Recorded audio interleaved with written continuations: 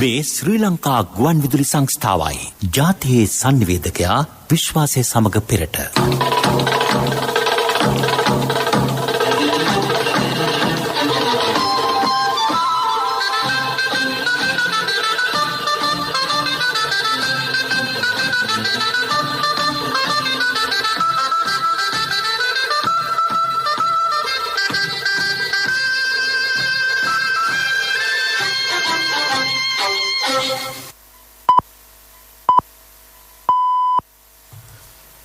උදැසන 6යි. මේ ශ්‍රී ලංකා ගුවන් විදුලි සංස්ථාවයි. මෙන්න ප්‍රවෘත්ති. සංස්කරණය හේමන්ත හෙට්ටිගේ ප්‍රකාශය ඥානින්ද පෙරේරා. රාජ්‍ය හා අර්ධ රාජ්‍ය සේවකයන් සත්භාවයෙන් ගන්නා ක්‍රියාමාර්ගවලට ආරක්ෂාව සැපීමට නව නීති. පාසල් සිසුන්ටත් කොරෝනා එන්නත. සීමිත බස් හා දුම්රිය සංඛ්‍යාවක් අද සිට පළාත් අතර ධාවනයට. මැතිවරණ නීති ප්‍රතිසංස්කරණය සඳහා පැෆරල් සංවිධානයෙන් යෝජනා. රටට මුදල් ගලායීමේ මාර්ගයක් බවට අධ්‍යාපනය පත්කරගත යුතු බව විශේෂඥයෝ පෙන්වා දෙති. නෞකාවේ ගින්නෙන් පීඩාවට පත් ධීවරයින්ට පළමු වටේ වන්දි පිරිනැමීම අද. ජ්‍යෙෂ්ඨ මාධ්‍යවේදී හඩ්සන් සමරසිංහ මහතා ඉදිරිපත් කරන දසදෙසින් 7ට සහ අපේ රට යන අත වැඩසටහන් අද සිට ජාතික ගුවන් විදුලියෙන්. දකුණු අප්‍රිකාවේ ප්‍රචණ්ඩ ක්‍රියා හේතුවෙන් සිදු වූ මරණ සංඛ්‍යාව 72ක් දක්වා ඉහළට. ටෝකියෝ ඔලිම්පික් ක්‍රීඩාවලට සහභාගී වන ශ්‍රී ලංකා කණ්ඩායම සෞඛ්‍ය මාර්ගෝපදේශවලට අනුකූලව දිවයිනෙන් පිටත්ව යාමට සූදානම්. මේ ප්‍රවෘත්ති ප්‍රකාශය ශ්‍රී ලංකා ගුවන් විදුලි සංස්ථාවෙන්. රාජ්‍ය හා අර්ධ රාජ්‍ය ආයතනවල සේවකින් තම රාජකාරී ඉටු කිරීමේදී සත්භාවයෙන් ගන්නා ක්‍රියාමාර්ගවලට අදාළව ඔවුන්ට ආරක්ෂාව සැපීම සඳහා නීති සකස් කරන්නයි අගමැති මහින්ද රාජපක්ෂ මහතා නීති කෙටුම්පත් සම්පාදකවරයාට උපදෙස් දෙයි. අදාළ නීති සකස් කිරීමේ ක්‍රියාවලියට සහාය දීම සඳහා නීතිපති දෙපාර්තමේන්තුවේ ජ්‍යෙෂ්ඨ නිලධාරියෙකු ඇතුළු කමිටුවක් පත් කරමින් මසක් තුළ එම නිර්දේශ තමාට ලැබෙන්නට සලස්වන්නයි අගමැතිවරයා උපදෙස් දී තිබේ. දේශපාලන පරිගැනීම්වලට ලක් වූ රාජ්‍ය හා අර්ධ රාජ්‍ය සේවකයන්ට සහන සැලසීමට අදාළව අරලියගා මන්දිරයේ ඊයේ පැවති සාකච්ඡාවකදී ඔහු එම උපදෙස් දුන්නේය. දේශපාලන පරිගැනීම්වලට ලක් වූ රාජ්‍ය හා අර්ධ රාජ්‍ය සේවකයන්ට සහන සැලසීමට අදාළ අරමුණ අගමැති ලේකම් ගාමිණී සෙනරත් මහතා එහිදී පැහැදිලි කළේය. 2019 නොවැම්බර් 27 වෙනිදා ඇමති මණ්ඩලයේගත් තීරණයට අනුව මේ දක්වාගෙන ඇති ක්‍රියාමාර්ග නීති කිටුම්පත් සම්පාදක දිල්රුක්ෂි සමරවීර මහත්මිය සහ නියෝජ්‍ය සොලිසිටර් ජෙනරාල් විවේකා සිරිවර්ධන යන මහත්මියහු එහිදී පැහැදිලි කළහ. නිලධාරීන්ට ඇති නෛතික රාමුව ඉක්මවා සත්භාවයෙන් රාජකාරී ඉටු කිරීමට දිය හැකි සීමා හඳුනාගෙන ඒ සඳහා අවශ්‍ය ප්‍රතිපාදන සැකසීමට ආයතන ප්‍රධානීන්ට උපදෙස් දීම සඳහා චක්‍රලේඛයක් නිකුත් කරේ. ඊට අදාළව සකස් කළ කෙටුම්පතද ඇමති මණ්ඩල සංදේශයක් ලෙස ඉදිරිපත් කරන බව රාජ්‍ය සේවා පළාත් සභා හා පළාත් පාලන අමාත්‍යාංශයේ ලේකම් ජේ.ජේ. රත්නසිරි මහතා එහිදී පැවසිය. පසුගිය රජය නෛතික නොවන ක්‍රියාවලියක් ඔස්සේ ගත් ක්‍රියාමාර්ග හේතුවෙන් රාජ්‍ය සේවකයින්ට මුහුණ දීමට සිදුව ඇති ගැටලු අධිකරණ අමාත්‍යාංශයේ ලේකම් MMPK මායාදුන්න මහතා එහිදී පැහැදිලි කළේය. කොරෝනා වෛරසයට එරෙහිව පාසල් දරුවන් එන්නත් කිරීම සම්බන්ධයෙන් සොයාබැලීමට පත් කළ විශේෂ වෛද්‍ය කමිටුව ඒ සඳහා අවසර දී ඇතැයි අධ්‍යාපන අමාත්‍යාංශ ලේකම් මහාචාර්ය කපිල පෙරේරා මහතා කියයි. ඒ අනුව පාසල්වල අධ්‍යාපන කටයුතු ආරම්භ කිරීමට පෙර පාසල් දරුවන්ගෙන් කොටසක් හෝ එන්නත් කිරීම අරමුණයි. විදුහල්පතිවරුන් ගුරුවරුන් හා අනධ්‍යන කාර්ය මණ්ඩලය එන්නත් කිරීම මේ වන විට සාර්ථකව සිදුවන බවද ලේකම්වරයා කියයි. කොරෝනා වෛරසයේ ව්‍යාප්තිය හේතුවෙන් පාසල් අධ්‍යාපනය දැඩි අභියෝගයකට ලක්ව ඇති මේ අවස්ථාවේ දුරස්ථ අධ්‍යාපන ක්‍රම මගින් දරුවන් දැනුවත් කිරීම ඉතාමත් කාලෝචිත බව ජාතික අධ්‍යාපන ආයතනයේ අධ්‍යක්ෂ ජනරාල් ආචාර්ය සුනිල් ජයන්ත නවරත්න මහතා පෙන්වා දෙයි. නවීන තාක්ෂණය මෙන්ම විවිධ මාධ්‍ය දේ සඳහා යොදාගත හැකිය. ජාතික ගුවන් විදුලිය කළ විමසුමකදී ඒ පිළිබඳව තවදුරටත් පැහැදිලි කළ ඒ මහතා. නිවස පාදක අධ්‍යාපනය කියන තේමාව යටතේ දරුවන්ගේ දැනට පවතින නිවසේ පවතින වඩම් පොත පදනම් කරගෙන ක්‍රියාකාරකම් අපි හදලා ඒ ක්‍රියාකාරකම් හරහා දරුවන් තනිව හෝ ඒකාබද්ධව කණ්ඩායමක් වශයෙන් ඉගෙන ගැනීමේ ක්‍රමවේදයක් අගෝස්තු 1 වෙනිදා සිට ක්‍රියාත්මක කිරීමට අපි සැලසුම් කරමින් ඉන්නවා. ඒදී විශේෂයෙන්ම සිදු වෙන්නේ දරුවන්ට ගුරුවරුන්ගේ මඟ පෙන්වීම යනතේ ඒ අභ්‍යාස පොත්වල පාඩම් අනුකූලව නිවසේ සිට ඉගෙන ගත හැකි පරිදි ක්‍රියාකාරකම් අපි සංවර්ධනය කරනවා. ඒ ක්‍රියාකාරකම් කරලා අවශ්‍ය දැනුම පරීක්ෂා කරන පත්‍රිකා හරහා ගුරුවරුන්ට ඒ පාඩම කොතෙක් දුරට දරුවා කරාද කියන එක හොයාගන්න පුළුවන් ක්‍රමයක්. දරුවා පාසල් ගියත් නැතත් ඔහුගේ දැනුම යාවත් කාලීන කරගන්න අවශ්‍යම දැනුම් ටික ඉගෙන දරුවාට ඉගෙන ගන්න ක්‍රමවේදයක් මේ නිවෙස් පාදක අධ්‍යාපනය කියන ගුරුවරු පාසලේ තින්නවා, ගෙදර තින්නවා, දරුවාට ටෙක්ස්ට් බුක් එක තියෙනවා, එහෙම නැත්නම් අභ්‍යාස පොත තියෙනවා. ඒක හුරු කරගනිමින් දරුවාට දැනුම ලබා ගැනීම සහ ඒකට අමතරව ඉන්ටර්නෙට් හා අපේ අනිකුත් ගුරු ගෙදර පාඩම්ද යොදා ගැනීමෙන් ඒ ගැනීම කරන්නත් පුළුවන්. සීමිත බස් හා දුම්රිය සංඛ්‍යාවක් අද සිට පළාත් අතර ධාවනයට කරන බව රාජ්‍ය ඇමති දිලුම් අමුණුගම මහතා කියයි. අත්‍යවශ්‍ය සේවා සඳහා යන බගින්ගේ පහසු උදෙසා එම සේවා ක්‍රියාත්මක කරේ.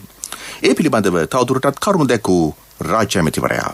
අනිවාර්යයෙන්ම ඒ අය තමන් ගමන් කරන්නා වූ හේතුව ආරක්ෂකාංශවලට පුකල යුතු වෙනවා. රාජකාරී හැඳුනුම්පත හෝ පෞද්ගලිකාංශ හැඳුනුම්පත භාවිත කරන්න විශේෂිත කටයුත්තක් සඳහා ගුවන් තොටුපළට නැතිනම් පාස්පෝර්ට් ඔෆිස් එකට වරායට වගේ දේවල් වලට යනවා නම් ඒ ලියකියවිලි පෙන්නලා ඒ ආරක්ෂක නිලධාරීන්ට තහවුරු කරන්න කටයුතු කරන්න අවශ්‍යයි. ඒ අය යන්නේ අත්‍යවශ්‍ය සේවයකට නෙමෙයි කියලා පොලිසිය තීන්දුව කෙරුවොත් ඒ අය නැවත හරවාරන්න කටයුතු කරනු ලබනවා.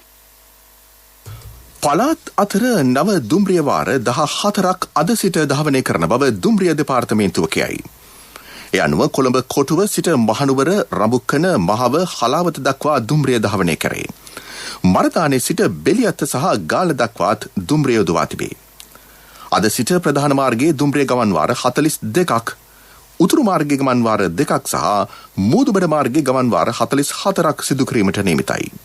පුත්තලම් මාර්ගයේ ගමන් වාර 14ක් සහ කැලණිවැලි මාර්ගයේ ගමන් වාර 10ක් ක්‍රියාත්මකයි.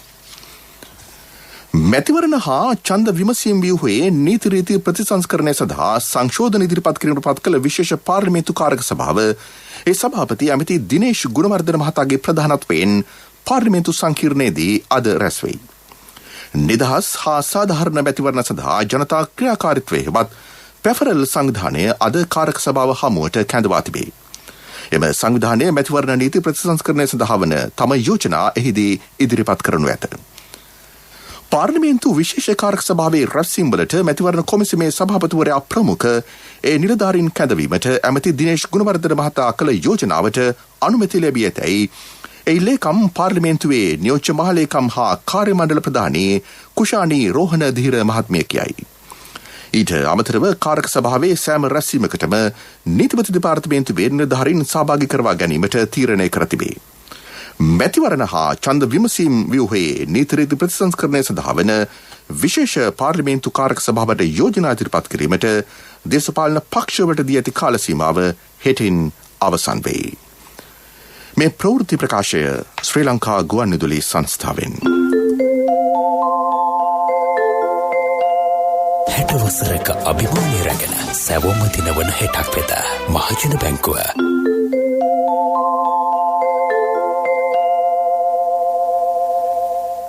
රට ආර්ථික වශයෙන් දියුණුණු දැකිය නොහැකි ඇතැම් කණ්ඩායම් ජනතාව නොමග යවා විවිධ උද්ඝෝෂණ සංවිධාන කරන බවට චෝදනා නැගේ.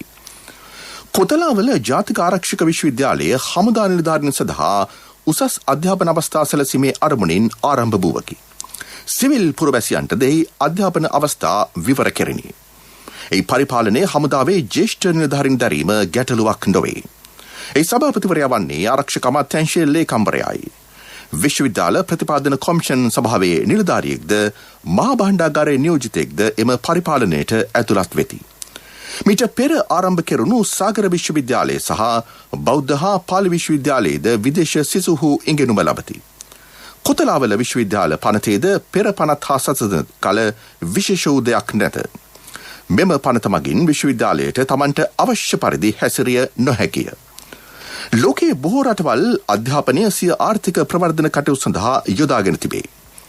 ඇමරිකාව, ඔස්ට්‍රේලියාව, නවසීලන්තය, රුසියාව, බෙලරුස්, චීනය ඒ අතරින් ප්‍රධාන වෙයි. මෑත කාලයෙන්ම දියුණු වෙමින් පවතින රටවල නේපාලය සහ බංග්ලාදේශයේද තම ආදායම් වර්ධනය කර ගැනීමේ එක් අංශයක් ලෙස අධ්‍යාපනය හඳුනාගෙන තිබේ. එම නිසා නේපාලයේ මෙන්ම බංග්ලාදේශයේ වෛද්‍ය උපාධිය හැදෑරීමට මෙරට සිසුහුද එහි ගොස් සිටිති. විදේශ අධ්‍යාපනය ලබන්නේ නම් මේ සඳහා දෙමව්පියන්ට සැලකිය යුතු බර පැන දැරීමට සිදුවෙයි. එම මුදල් රට තුළම ඉතිරි කර ගැනීමට නම් අධ්‍යාපන ක්ෂේත්‍රයේ සාධනීය පියවර ගත යුතුය. සයිටම් සහ කොතලාවල විශ්වවිද්‍යාලවලට එරෙහිව උද්ඝෝෂණය කළ ජනතා විමුක්ති පෙරමුණේ ඇතැම් ප්‍රබල ක්‍රියාකාරීන්ගේ දූපුතුන්ද ලන්ඩන් ඇතුළු බටහිර රටවල විශ්වවිද්‍යාලයන්හි අධ්‍යාපනය ලැබූ බව රහසක් නොවේ. මෙරට ආර්ථික වශයෙන් දියුණු කිරීමේදී රටට මුදල් ගලා ඒමේ ක්‍රමවේදයක් ලෙස අධ්‍යාපනය සකස් කිරීම අත්‍යවශ්‍ය වෙයි. දියුලපිටිය පෑලියගොඩ බන්ධනාගාර හා අලුත් අවුරුදු කොරෝනා පුකුරුවලින් වාර්තා වී ඇති සමස්ත ආසාදිතයින් සංඛ්‍යාව 2,69,535ක් දක්වා ඉහළයි. ඊයේ ආසාදිතයෝ 1,404 දෙනෙකු හඳුනාගනු ලැබූහ. ශ්‍රී ලංකා ගුවන්විදුලි සංස්ථාවේ සභාපති ජ්‍යෙෂ්ඨ මාධ්‍යවේදී හඩ්සන් සමරසිංහ මහතා ඉදිරිපත් කරන 10-7 සහ අපේ රට යන අත වැඩසටහන් අද ආරම්භ වේ. පෙරවරු 7 සිට පෙරවරු 9 දක්වා වෙළඳ සිටි FM සහ සියලුම ප්‍රාදේශීය සේවා ඒකාබද්ධව එම වැඩසටහන් ප්‍රචාරය කෙරේ. කාලීන සමාජ දේශපාලන ආර්ථික ක්ෂේත්‍ර කෙරෙහි එම වැඩසටහන්වලදී ප්‍රමුඛ අවධානයක් යොමු කෙරෙන අතර අසන්නන්ටද ඊට සම්බන්ධ විය හැකිය. කොළඹ නාරයන්පිට අභයාරාම විහාරස්ථානයේ අභිනවයෙන් නිදි කළ නවග්‍රහ මණ්ඩපය අගමැති මහින්ද රාජපක්ෂ මහතාගේ ප්‍රධානත්වයෙන් අද විවෘත කරයි. කොරෝනා වෛරසයේ ව්‍යාප්තියෙන් පීඩාවට පත්වුවන්ට සෙත්පතා සතියක කාලයක් එහිදී නවග්‍රහ පූජාවක් පැවැත්වීමට විධිවිධාන යොදා ඇත.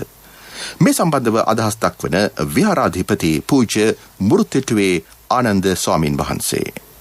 නාරාහෙම්පිට අභයාරාම පුරාණ විහාරස්ථානයේ අභිනවයෙන් ඉදිකළ අපි නවග්‍රහ මණ්ඩපයක්. ඒ නවග්‍රහ මණ්ඩපයේ චිත්‍ර ශිල්පී අපි ඉන්දියාවේ චෙන්නයින් තමයි හැදුවේ. එහි ප්‍රථම පූජාව අග්‍රාමාත්‍ය මහින්ද රාජපක්ෂ මැතිතුමාගේ ප්‍රධානත්වයෙන් නවග්‍රහ මහා පූජාවක් පවත්වනවා. අපි අත් වශයෙන්ම මේ නවග්‍රහ සාන්තියක් අපි අදහස් කළේ අද අපේ රට දිහා බලපුවාම මේ කොරෝනා ව්‍යසනයේ තුලින් අපේ ජනතාවට විශාල හානියක් බයක් සැකක් ඇති වෙලා තිබෙනවා. ඒ නිසා අපි හැම පැත්තකින්ම තුරුණුවන්ගේ ආශිර්වාදය ජයප්‍රියම බෝධින්වා ලබා දීමුම අපි පින්කම් රාශියක් අපි සිද්ධ කළ අභයාරාම විහාරස්ථානයේ මේ නවග්‍රහ සාන්තියත් නවග්‍රහ පූජාවත් අද ආරම්භ කරන්න අදින් දිගටම රටට සිත්පතලයි.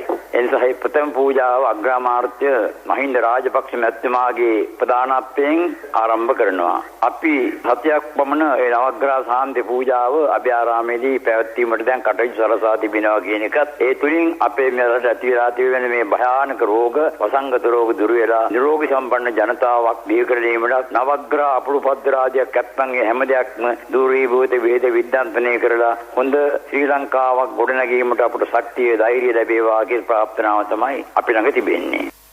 ප්‍රමුඛ පුවත මීළඟට නව්‍යකරණයේ අභිමානය නවමානයට මහජන බැංකුව 60 වසරක අභිමානය රැගෙන සැවොම දිනවන හෙටක් වෙත.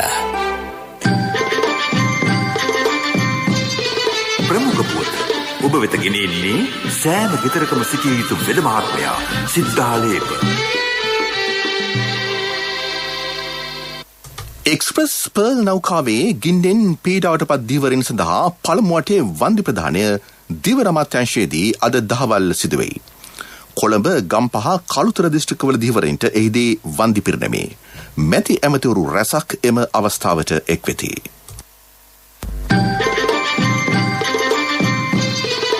ප්‍රමුඛ පුවත ඔබ වෙත ගෙන ආවේ සෑම ගෙදරකම සිටිය යුතු වෙද මහත්මයා සිද්ධාලේප. ශක්ති හඬ අවධානය පිණිසයි. කෑගල්ල නව බස් නැවතුම් පොලේ සනීපාරක්ෂක පහසුකම් නොමැතිවීම හේතුවෙන් තමන් දැඩි දුෂ්කරතාවකට පත්ව සිටින බව මගී ජනතාව පවසති. එහි ඇති වැසිකිලි පද්ධතිය වසා දමා මේ වන විට මාස ගණනාවක් ගත වී තිබේ. මෙම බස් නැවතුම් පොලින් මාර්ග ගණනාවක ධාවනය වන බස් රථ ආරම්භ කෙරේ. ඒ අනුව දෛනිකව එහි පැමිණෙන මගීන් සංඛ්‍යාව දහස් ගණනකි. බස් නැවතුම්පලට සනීප ආරක්ෂක පහසුකම් යලි සැපීම කෙරෙහි බලධාරීන්ගේ අවධානය කඩිනමින් යොමු යුතු බව මගී ජනතාව පවසති. කෑගල්ල නගර සභාවේ සභාපතිතුමනි මේ ඔබේ අවධානයටයි. විදෙස් පුවත්.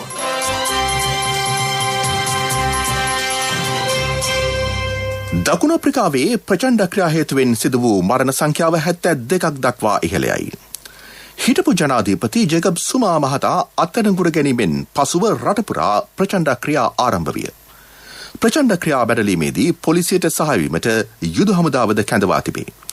පොලිසිය පවසන්නේ ප්‍රචණ්ඩ ක්‍රියාවලට සම්බන්ධ 1200 දෙනෙක් මෙවන විට අත්අඩංගුවට ගෙන ඇති බවයි. ගිනි තැබීම් මාර්ග අවීර කිරීම මෙන්ම ව්‍යාපාරික ස්ථාන හා ගබඩා කොල්ලකෑම් රැසක් වාර්තා වී තිබේ. ජනාධිපති සිරිල් රම්පෝසා මහතා පවසන්නේ 1990 පසුව එරටින් වාර්තා වූ දරුණුතම ප්‍රචණ්ඩ ක්‍රියාමාලාව මෙය බවයි. ඉරාකයේ රෝහලක හටගත් ගින්නකින් 100කට ආසන්න පිරිසක් මරණයට පත්වීමේ සිද්ධියෙන් පසුව එම රෝහල ඉදිරිපිට විරෝධතා හටගනී. මියගිය අයගේ ඥාතීහු එලෙස විරෝධතාවල නිරතව සිටිති. රෝහලේ කොරෝනා ආසාදිතයෙන් රඳවා සිටි වාට්ටුවක ගින්න හටගත්තේය. විදුලි කාන්දුවකින් හටගත් ගින්නක් ඔක්සිජන් ටැංකියකට පැතිර ගොස් එය පුපුරා යාම ගින්නට හේතුව බව පොලිසිය කියයි. සිද්ධියෙන් තවත් 100කට අධික පිරිසක් තුවාල ලබා තිබේ. තිරසර සංවර්ධනයක පුවත් සම්පින්ඩනය සංවර්ධන පුවත් ඔබ වෙත ගෙනෙන්නේ නවීන තාක්ෂණයේ බලමහිමය මෙල්වා QST අපේ රටේ අපේම දෙයක්. වලව මයුරුපුර මහවැලි සංවර්ධන කොට්ටාශයේ මයුරුපුර සිට වල්සපුකල දක්වා මාර්ගය කාපට් අතුරා සංවර්ධනය කරේ. ප්‍රදේශයේ මහවැලි සංවර්ධන කටයුතු ආරම්භ වූ දා සිට මේ දක්වා බොරුළු පාරක් ලෙස පැවති එය මඩ වගුරු වලින් පිරි දැඩි ලෙස අබලන් තත්වයකට පත්ව තිබිණි.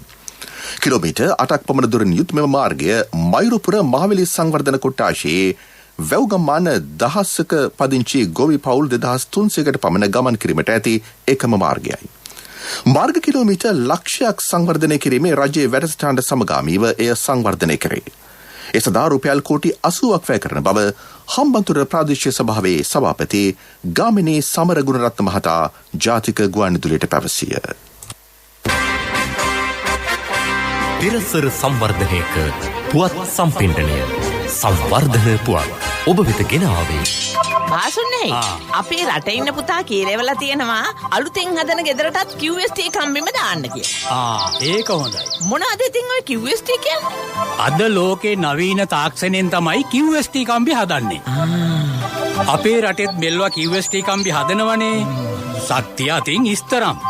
මල කෑමත් ඉතාම අඩු මෙල්වා ගින්නකට භූමිකම්පාවකට උනත් ඔරොත්තු දෙනවා. නවීන තාක්ෂණයේ බලමහිමය මෙල්වා QST අපේ රටේ අපේම දෙයක්. ක්‍රීඩා පුවත්.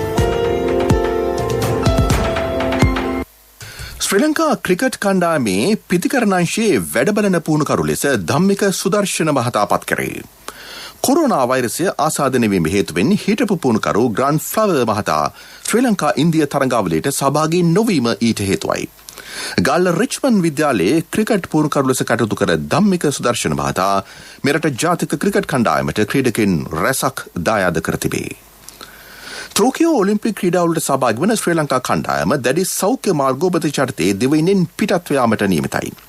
කණ්ඩායමේ ප්‍රධානියා ලෙස කටයුතු කරන හිටපු බන්ධනාගාර කොමසාරිස් ගාමිණී ජයසිංහ මහතා අද රාත්‍රියේ ජපානයේ බලා පිටත් වෙයි.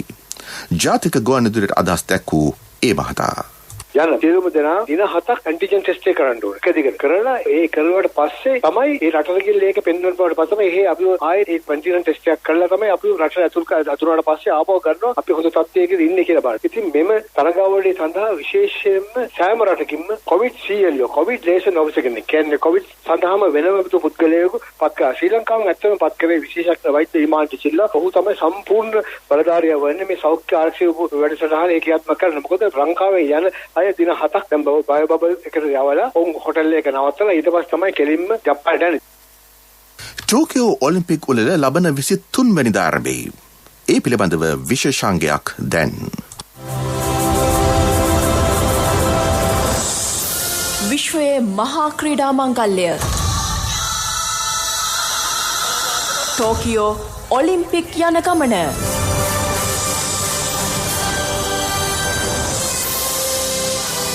1948 ආරම්භී ශ්‍රී ලංකා ඔලිම්පික් තරඟාවලි ඉතිහාසය තුළ වැඩිම ක්‍රීඩකයන් ගණනක් සහභාගී වී ඇත්තේ 2000 සිඩ්නි ඔලිම්පික් තරඟමාලාව සඳහායි. සහභාගී වූ ක්‍රීඩකයන් ගණන 19ක්.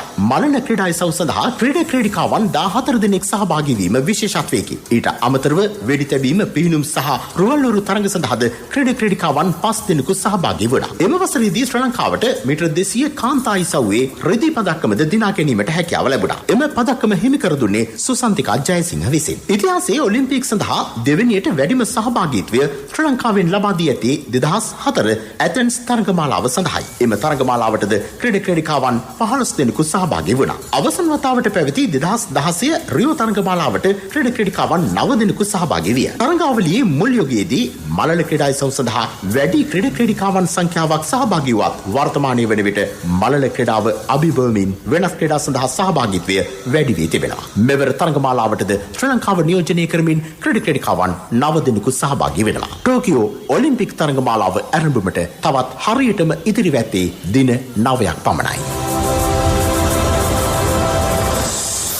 විශ්වයේ මහා ක්‍රීඩා මංගල්‍ය ටෝකියෝ ඔලිම්පික් යන ගමන.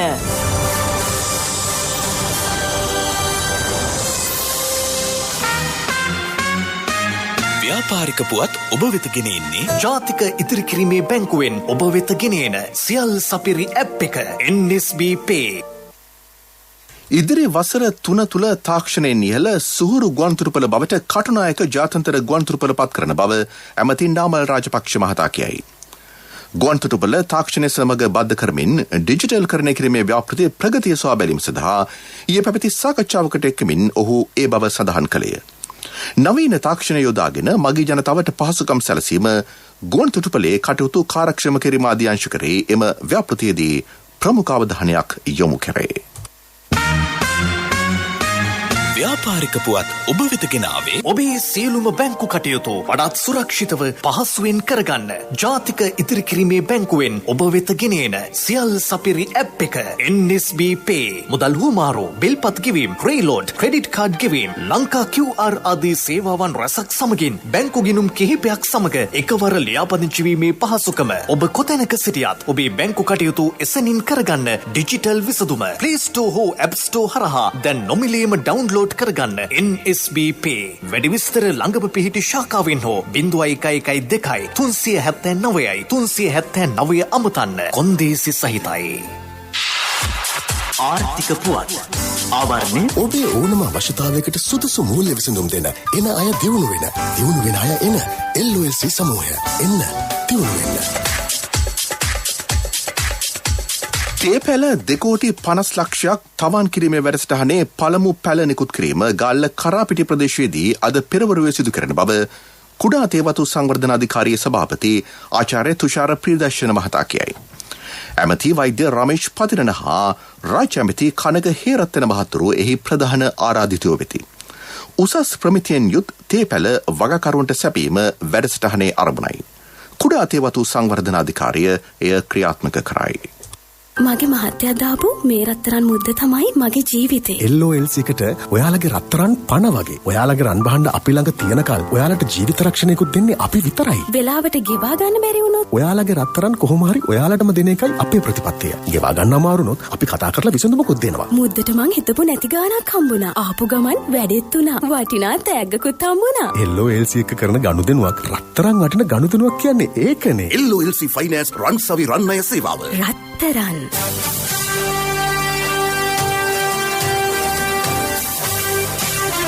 කාලගුණ වාර්තාව ඔබ වෙත ගෙන එන්නේ සයුරු දීවර කාලගුණ තොරතුරු සේවාව. ඔබගේ ප්‍රදේශයට අදාළ කාලගුණ තොරතුරු නොමිලේ එසැනින් ඔබේ ඩයලොග් දුරකථනයට 828 අමතා ලියාපදිංචි වන්න. දීවර හා ජලජ සම්පත් දෙපාර්තමේන්තුව සහ කාලගුණ විද්‍යා දෙපාර්තමේන්තුවේ ඉදිරිපත් කිරීමකි. සයුරු සමග සුරැකීම. සබරගමුව සහ බස්නාහිර පළාත්වලත් මහනුවර නුවරඑළිය ගාල්ල සහ මාතර දිස්ත්‍රික්කවලත් වැසිවාර කීපයක් ඇතිවන බව කාලගුණ විද්‍යා දෙපාර්තමේන්තුව පවසයි. වයඹ පළාතේද වැසි ඇතිවෙයි. මධ්‍යම කඳුකරේ බටහිර බැවුම් ප්‍රදේශවල වරින් වර හමන පැයට කිලෝමීටර් 50-60ක් දක්වා වන තද සුළං ඇතිවිය හැකිය. උතුරු මැද වයඹ බස්නාහිර සහ දකුණු පළාත්වලත් ත්‍රිකුණාමලය දිස්ත්‍රික්කයේත් වරින් වර හමන තරමක තද සුළං ඇතිවිය හැකි බවද එම දෙපාර්තමේන්තුව දැනුම් දෙයි.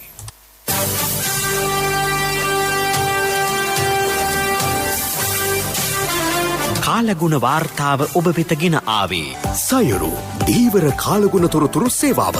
ඔබගේ ප්‍රදේශයට අදාළ කාලගුණ තොරතුරු නොමිලේ එසැනින් ඔබේ ඩයලොග් දුරකථනයට 828 අමතා ලියාපදිංචි වන්න. දීවර හා ජලජ සම්පත් දෙපාර්තමේන්තුව සහ කාලගුණ විද්‍යා දෙපාර්තමේන්තුවේ ඉදිරිපත් කිරීමකි.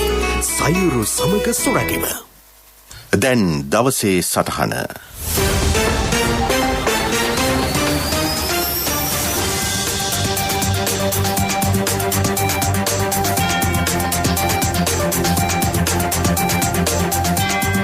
මසකට ළමා අපචාර 5000ක් පිළිබඳ පැමිණිලි 119 දුරකථන අංකයට වාර්තාවන් බව හෙළිවී තිබෙනවා.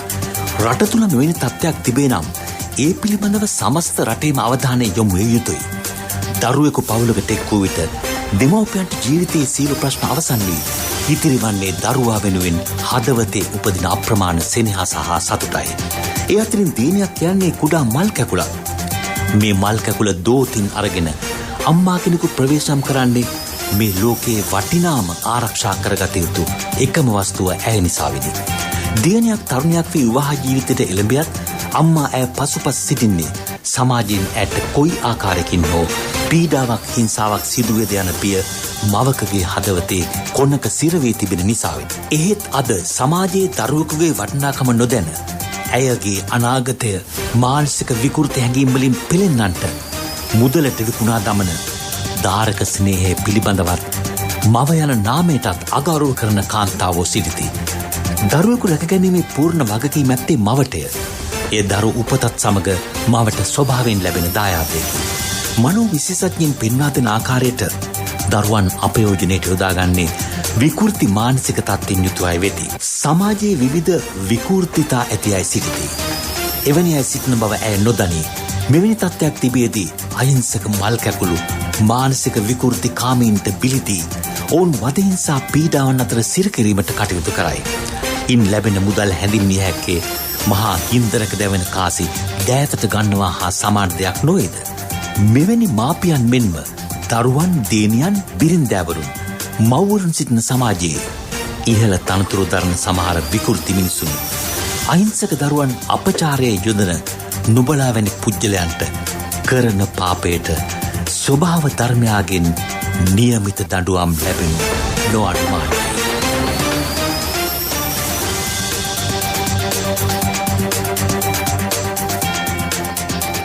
උදැසන ප්‍රධාන ප්‍රවෘත්ති ප්‍රකාශයේ සිරස්තල දැන්වෙන්න යළිත්.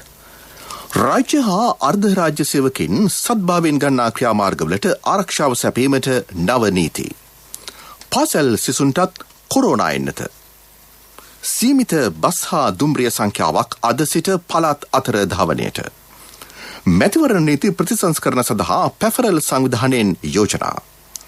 රටට මුදල් ගලායමේ මාර්ගයක් බවට අධ්‍යාපනය පත් කරගත යුතු බව විශේෂඥයෝ පෙන්වා දෙති. නෞකාවේ ගින්නෙන් පීඩාවට පත් ධීවරයින්ට පළමු වටේ වන්දි පිරිනැමීම අද.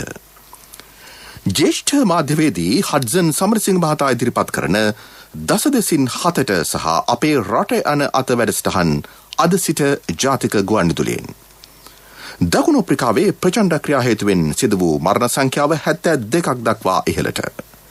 ටෝකියෝ ඔලිම්පික් ක්‍රීඩාවලට සහභාගී වන ශ්‍රී ලංකා කණ්ඩායම සෞඛ්‍ය මාර්ගෝපදේශවලට අනුකූලව දිවයිනෙන් පිටත්ව යාමට සූදානම්. උදැසන ප්‍රධාන ප්‍රවෘත්තියින් සමාප්තයි.